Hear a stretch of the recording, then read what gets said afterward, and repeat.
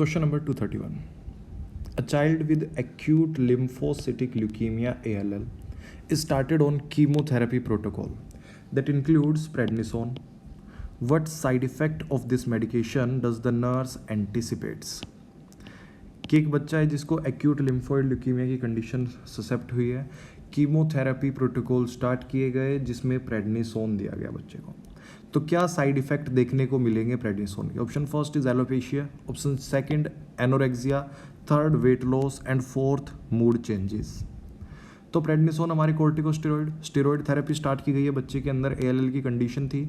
Steroid therapy का most common side effect रहेगा हमारा mood changes. Correct answer will be option fourth.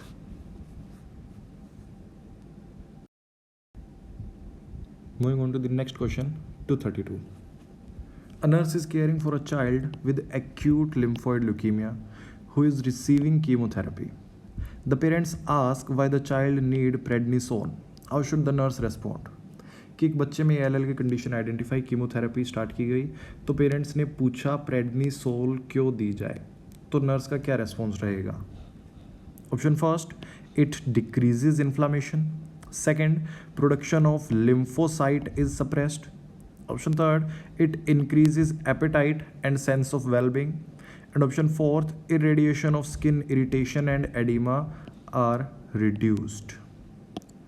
तो prednisone जैसे कि हमारी कॉर्टिकोस्टेरॉइड है, स्टेरॉइड थेरेपी दी जा रही है बच्चे को, किस लिए दी जाती है? Main to decrease the inflammation. Option first will be right answer. Inflammation को कम कराने के लिए प्रेडनिसोन दी जाती है एएलएल की कंडीशन में। Moving on to the next question, 233. A prescription of prednisone reads 10 mg 4 times per day. The dose of children is 2 mg per kg per day. How many pounds the child weigh? Record your answer using a whole number. तो prednisone का prescription दिया गया बच्चे के लिए 10 mg 4 times a day. 10 mg दिन में 4 बार, तो पर डे की डोज हो गई 10 × 4, पर डे की डोज आ गई 40 mg। उसके बाद dose of child is 2 mg per kg पर डे। बच्चे की डोज कितनी है? 2 mg per kg पर डे है, तो एक दिन में 40 mg दी जा रही है, डोज है 2 mg per kg पर डे। वेट निकालना है बच्चे का, तो डायरेक्ट 40 mg को 2 mg से डिवाइड कर दिया जाए, वेट ऑफ चाइल्ड आ जाएगा हमारा 20 kg। 1 kg में 2.2 पाउंड्स होते हैं, तो 20 kg के अंदर हमारे 44 पाउंड्स हो गए। Correct answer will B 44 lbs. Moving on to the next question, 234. A combination of drugs including vincristine and prednisone is prescribed for a child with leukemia. For what adverse effect should the nurse assess the child that indicates vincristine toxicity? कि एक बच्चे को leukaemia के लिए vincristine और prednisone चल रही है, कॉम्बिनेशन ऑफ ड्रग्स, कीमोथेरेपी चल रही है बच्चे की, तो क्या एडवर्स इफेक्ट नर्स असेस करेगी बच्चे में जो इंडिकेट करेगा कि विनक्रिस्टिन टॉक्सिसिटी हुई है? Option first, haemolytic anaemia. Option second, irreversible alopecia. Option third, gastrointestinal problems. And last option fourth, neurological complication. तो विनक्रिस्टिन टॉक्सिसिटी के अंदर हमारी देखने को मिलेगी neurological complication. Correct answer will be option fourth. Vincristine toxicity से हमारे न्यूरोलॉजिकल कॉम्प्लिकेशंस देखने को मिलते हैं बच्चे में, काफ़ी ज़्यादा नमनेस, टिंगलिंग सेंसेशंस डेवलप हो जाएगी, मसल वीकनेस देखने को मिलेगी बच्चे के अंदर, डीप टेंडन रिफ्लेक्सेस लॉस हो जाएंगे, काफ़ी ज़्यादा न्यूरोटॉक्सिक ड्रग है हमारी vincristine. Correct answer will be option fourth.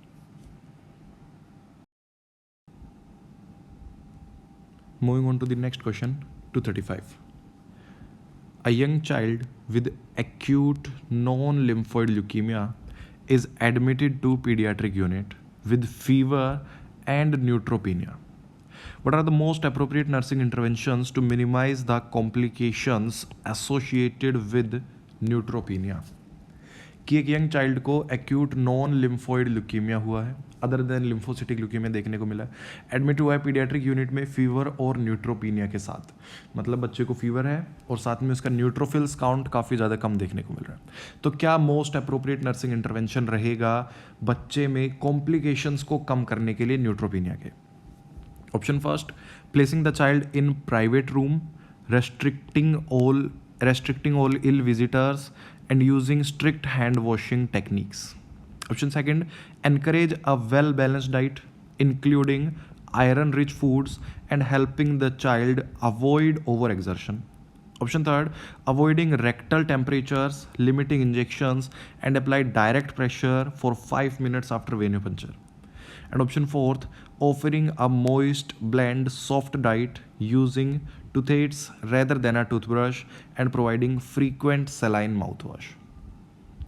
तो डायरेक्ट क्वेश्चन पूछा गया है, बिल्कुल बच्चे को ल्यूकीमिया की कंडीशन है, नॉन लिम्फोइड ल्यूकीमिया है जहां पर न्यूट्रोपीनिया न्यूट्रोफिल्स का काउंट बहुत ज़्यादा कम हो चुका है, तो मतलब बच्चे को प्रिवेंट करना है किसी भी इन्फेक्शन से। ल्यूकीमिया की कंडीशन के अंदर बच्चे के WBC काउंट काफ़ी ज़्यादा कम हो जाते हैं, जिस मैच्योर WBC काउंट काफ़ी ज़्यादा कम हो जाते हैं, इमेच्योर WBC काउंट बहुत ज़्यादा बढ़ जाते हैं। जब सबसे ज़्यादा चांस बच्चे की डेथ के होते हैं इन्फेक्शन की वजह से, तो बच्चे को हर हालत में इन्फेक्शन से प्रिवेंट कराना है। Correct answer will be option first कि बच्चे को एक प्राइवेट रूम में रखेंगे जहाँ पर बच्चे को और किसी से मिलने नहीं दिया जाएगा, इन्फेक्शन से बचाना है, strict hand washing techniques follow करनी है। Correct answer will be option first. Moving on to the next question, 236. A nurse is teaching a class of nursing assistant about the difference in providing care among various age groups. Which age group of children does the nurse explain makes the provision of nursing care the most challenging? कि nurse एक nursing assistants की class को teach कर रही है various age groups में nursing care provide करने के लिए, तो कौन सी एज ग्रुप है बच्चों की जो सबसे ज़्यादा चैलेंजिंग होती है नर्सिंग केयर देने के लिए? Option first, from 1 to 4 years of age, between 6 and 8 years of age, between 6 and 12 months of age, and from birth to 6 months. सबसे ज़्यादा चैलेंजिंग, सबसे ज़्यादा डिफ़िकल्ट नर्सिंग केयर प्रोवाइड करना किस एज के बच्चों के लिए होता है? तो करेक्ट आंसर होगा हमारे इसमें option first, from 1 to 4 years of age. Mostly 1 to 3 years toddler age group सबसे ज़्यादा डिफिकल्ट होता है नर्सिंग केयर प्रोवाइड करने के लिए। इस एज ग्रुप में बच्चे काफ़ी ज़्यादा मैनिपुलेटिव होते हैं, अपनी बॉडी से रिलेटेड काफ़ी ज़्यादा एक्सपेरिमेंट करेंगे, कभी भी सिट स्टिल नहीं होंगे, आराम से एक जगह पर नहीं बैठेंगे, कुछ ना कुछ हरकतें करते रहते हैं, इसलिए इनको टेरिबल टूज भी बोला जाता है, टेम्पर टेंट्रम्स भी देखने को मिलते हैं इस एज ग्रुप में। Correct answer will be option first. 6 to 8 years old बच्चे schooler age group, school going age group है, ये मेंटेन करेंगे आपके साथ, आपका कहाँ मानेंगे, जैसे जैसे इनको बताया जाएगा वैसे वैसे चीज़ें करते हैं। 6 to 12 months ऑफ एज के अंदर स्ट्रेंजर्स एंजाइटी देखने को मिल सकती है, तो कहीं ना कहीं थोड़ी बहुत डिफिकल्टी हो सकती है, लेकिन वहाँ पर पेरेंट्स हेल्पफुल होते हैं स्ट्रेंजर्स एंजाइटी को कम करने के लिए। मदर के लैप पर बच्चे को लिटाकर प्रोसीजर कर सकते हैं, जो बेसिक केयर है वो पेरेंट्स प्रोवाइड कर सकते हैं। और लास्ट ऑप्शन फोर्थ में दिया बर्थ टू 6 months, यहाँ पर बच्चे में स्ट्रेंजर एंजाइटी भी नहीं है, तो केयर करने में कोई डिफिकल्टी नहीं होगी।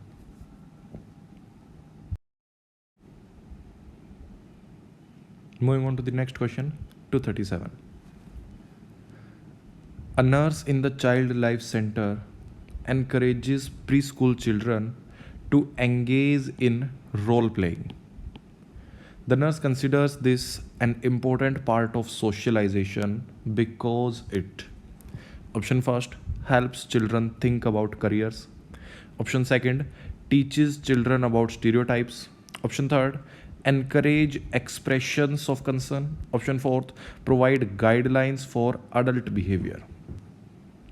कि एक नर्स चाइल्ड लाइफ सेंटर में प्री स्कूलर्स को एंगेज करा रही है रोल प्लेइंग के अंदर। तो रोल प्लेइंग के अंदर बच्चों को एंगेज किया जा रहा है प्री स्कूलर एज ग्रुप में, तो ये बच्चों की सोशलाइजेशन की कौन सी इंपॉर्टेंट पार्ट को इंडिकेट कर रहा है? फर्स्ट कि बच्चों के करियर के सोचने के बारे में हेल्प करेगा रोल प्लेइंग। सेकंड कि बच्चे को स्टीरियोटाइप्स के बारे में बताएगा रोल प्लेइंग से। थर्ड बच्चे को एनकरेज करेगा कि अपने एक्सप्रेशंस शो करे, अपने आप को एक्सप्रेस करना सीखे रोल प्लेइंग से। और option fourth providing guidelines for adult behaviour, कि अडल्ट के बिहेवियर के लिए गाइडलाइंस मिले बच्चे को कि अडल्ट बिहेवियर कैसे होता है रोल प्लेइंग मेथड से। सो correct answer will be option third, कि रोल प्लेइंग से बच्चा एनकरेज होगा अपने एक्सप्रेशंस को, अपने कंसर्न्स को बाहर दिखा सके, अपने आप को एक्सप्रेस कर सके, अपनी फीलिंग्स को वर्बलाइज कर सके। Correct answer will be option third. Moving on to the next question, 238. A nurse observes that a 4-year-old child is having difficulty relating with some of the children in the playroom.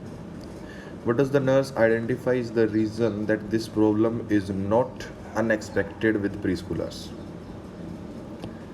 कि एक 4 साल का बच्चा है preschooler age group के अंदर, जिसको difficulty हो रही है प्ले रूम में बच्चों के साथ खेलने में, तो नर्स क्या आइडेंटिफाई करेगी, क्या रीज़न अनएक्सपेक्टेड नहीं है प्री स्कूलर्स के साथ। Option first, at this age they engage only in parallel play.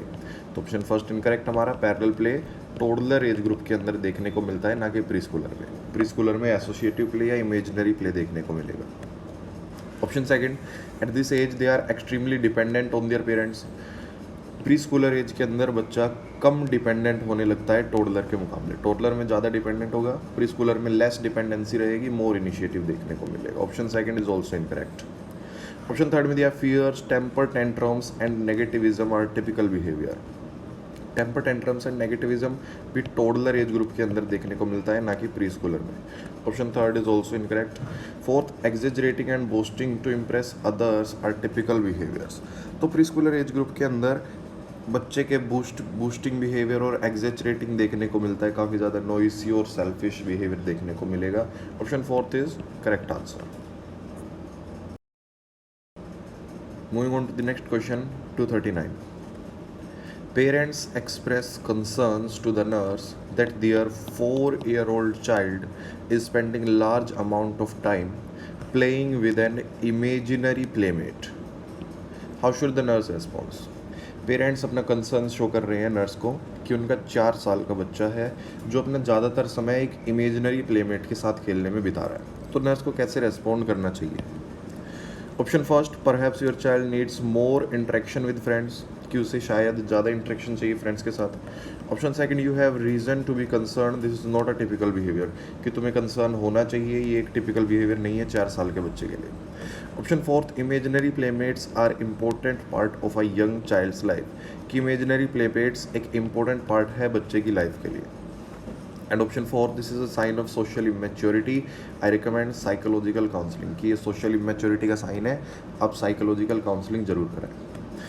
तो बच्चे की एज 4 साल है, बच्चा अभी प्री स्कूलर एज ग्रुप के अंदर है, और प्री स्कूलर एज ग्रुप के अंदर अभी हमने जाना बच्चे में associative play, cooperative play and imaginary place देखने को मिलता है। इमेजिनरी प्ले में बच्चा सिचुएशंस को इमेजिन कर लेता है, प्लेमेट्स को इमेजिन करने लग जाएगा और फिर अपना प्ले करता है। So correct answer will be option third, कि इमेजिनरी प्लेमेट्स बच्चे के लाइफ का एक इंपॉर्टेंट पार्ट होता है प्री स्कूलर एज ग्रुप में। Moving on to the next question, 240. A nurse is caring for a preschooler on the pediatric unit. What does the nurse identify as the child's greatest fear at this age? Preschooler age के अंदर child है तो उसका सबसे ज़्यादा greatest fear क्या होगा इस एज में? Option first, death. Option second, mutilation. Third, painful procedures. And fourth, isolation from peers.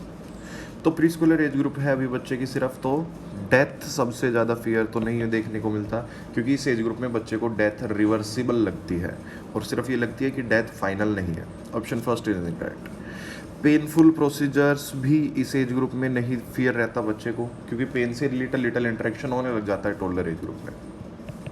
Option fourth, isolation from peers, ये देखने को मिलता है, इस बात का फियर होता है स्कूलर एज ग्रुप के अंदर, ना कि प्री स्कूलर में, कि अपने पीयर्स से, अपने दोस्तों से अलग हो जाएगा, आइसोलेट हो जाएगा। प्री स्कूलर एज ग्रुप में फियर देखने को मिलता है म्यूटिलेशन से। म्यूटिलेशन मीन्स कि बच्चे को बॉडी हार्म होगा, बॉडी डैमेज होगा, कुछ ना कोई इंजरी देखने को मिलेगी, उसकी बॉडी के साथ खिलवाड़ होगा कुछ ना कुछ, वो उसका फियर सबसे ज़्यादा रहता है बच्चे को, mutilation. Correct answer will be option second.